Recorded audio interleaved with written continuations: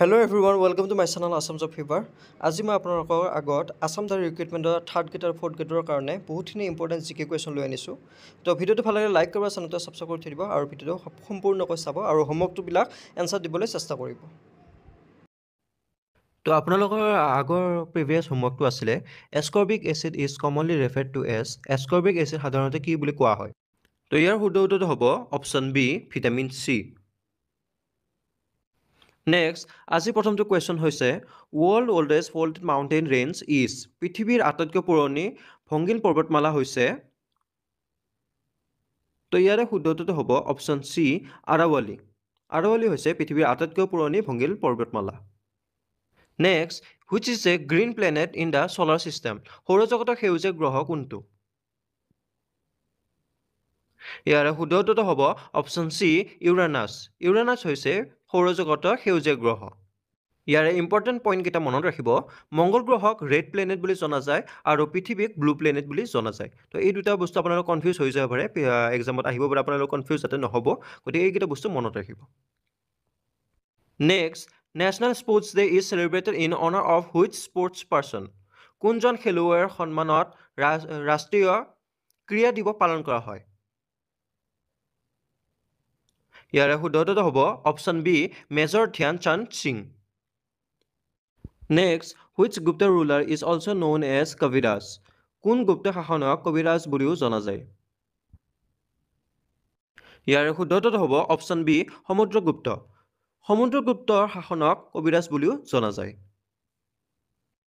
Next where will the 38th national games 2024 be organised 38তম ৰাষ্ট্ৰীয় ক্ৰীড়া 2024 ক'ত আয়োজন কৰা হ'ব। ইয়াৰে শুদ্ধ উত্তৰটো হ'ব অপশ্যন চি উত্তৰাখণ্ড। উত্তৰাখণ্ডত 38তম ৰাষ্ট্ৰীয় ক্ৰীড়া 2024 আয়োজন কৰা হ'ব। Next which country will host 2026 Commonwealth Games কোনখন দেশে 2026 কমনৱেলথ গেমছৰ আয়োজন কৰিব। ইয়াৰে শুদ্ধ উত্তৰটো হ'ব অপশ্যন এ অষ্ট্ৰেলিয়া। অষ্ট্ৰেলিয়াত 2026 কমনৱেলথ গেমছ আয়োজন কৰা হ'ব। Next the people of the Indus valley civilisation worship Hindu সভ্যতাৰ লোকসকলে কাক উপাসনা কৰিছিল। ইয়াৰ শুদ্ধ উত্তৰটো হ'ব অপশ্যন ডি পশুপতি। হিন্দু সভ্যতাৰ লোকসকলে পশুপতি উপাসনা কৰিছিল। Next the walker cup is associated with which of the following sports walker cup নিম্নলিখিত কোনটো ক্ৰীড়াৰ সৈতে সম্পৰ্কিত। ইয়াতে কিছুমানে ভাবিব পাৰে যে ৱৰ্ল্ড কাপ নহয়, এইটো ৱাকাৰ কাপ হয়। তো আপোনালোকে বস্তুটো সৰু সৰু বস্তু ন'টিছ কৰিব। তো ৱাকাৰ কাপ কোনটো খেলৰ লগত জড়িত আছে। ইয়াতে হকী, চেছ, ফুটবল, গল্ফ আছে। তো ইয়াৰে শুদ্ধটোতো হ'ব অপশ্যন ডি গল্ফ। ৱাকাৰ কাপটো গল্ফৰ লগত সম্পৰ্কিত আছে। Next doctor A P J Abdul Kalam famous Indian scientist autobiography is known as প্ৰসিদ্ধ ভাৰতীয় বিজ্ঞানী doctor A P J Abdul কালামৰ আত্মজীৱনী কি নামেৰে জনা যায়। ইয়াৰে শুদ্ধ উত্তৰটো হ'ব option B wings of fire. Wings of fire নামেৰে জনা যায়। Next national voters day is celebrated on ৰাষ্ট্ৰীয় ভোটাৰ দিৱস কেতিয়া পালন কৰা হয়। ইয়াৰে শুদ্ধ উত্তৰটো হ'ব অপশ্যন বি 25 জানুৱাৰী। 25 জানুৱাৰীত ৰাষ্ট্ৰীয় ভোটাৰ দিৱস পালন কৰা হয়। Next when is the duration off day and night equal in the world পৃথিৱীৰ দিন আৰু ৰাতিৰ ম্যাদ কেতিয়া সমান হয়।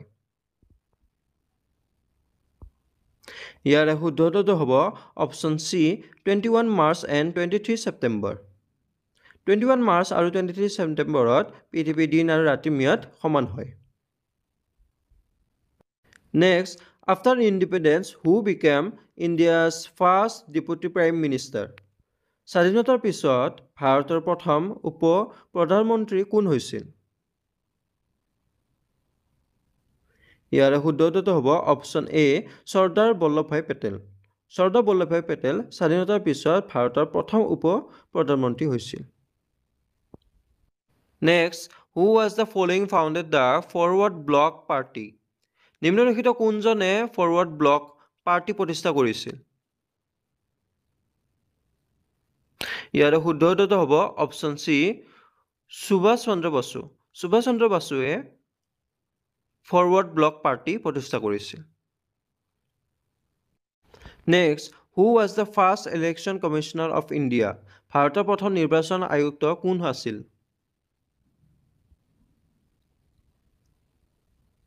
ইয়াৰে শুদ্ধ উত্তৰটো হ'ব option C Sukumar Sen.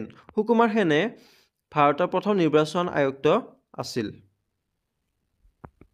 Next, in which state of India is Jaintia tribe mainly found? ভাৰতৰ কোনখন ৰাজ্যত মুখ্য জয়ন্তীয়া জনজাতি পোৱা যায়? ইয়াৰ শুদ্ধ উত্তৰটো হ'ব অপশ্যন এ মেঘালয়। ভাৰতৰ মেঘালয় ৰাজ্যত মুখ্যতঃ জয়ন্তীয়া জনজাতি পোৱা যায়। In which year the Assam province was separated from east India? কিমান খ্ৰীষ্টাব্দত পূব ভাৰতৰ পৰা অসম প্ৰদেশখন বিচ্ছিন্ন কৰা হয়? শুদ্ধ উত্তৰটো হ'ব অপশ্যন এ 1874 চন, 1874। 1874ত পূব ভাৰতৰ পৰা অসম প্ৰদেশখন বিচ্ছিন্ন হৈছিলে। Next, in which national park of Assam we find wild horse and white winged duck? অসমৰ কোনখন ৰাষ্ট্ৰীয় উদ্যানত বনৰীয়া ঘোঁৰা আৰু দেওহাঁহ দেখা যায়? ইয়াৰে শুদ্ধ উত্তৰটো হ'ব অপশ্যন ডি ডিব্ৰু-ছৈখোৱা ৰাষ্ট্ৰীয় উদ্যানত দেখা পোৱা যায়। বনৰীয়া ঘোঁৰা আৰু দেওহাঁহ দেখা পোৱা যায়। নেক্সট, হুইচ ৰিভাৰ ফ্ল'জ নিয়াৰ ওৰাং নেশ্যনেল পাৰ্ক? ওৰাং ৰাষ্ট্ৰীয় উদ্যানৰ ওচৰত কোনখন নদী বৈ গৈছে? ইয়াৰে শুদ্ধ উত্তৰটো হ'ব অপশ্যন বি ধনশিৰি। ওৰাং ৰাষ্ট্ৰীয় উদ্যানৰ ওচৰত ধনশিৰি নদী বৈ গৈছে। Next, the first recipient of the Assam valley literary award? Assam উপত্যকা সাহিত্য বঁটা লাভ কৰা প্ৰথম কোন আছিল?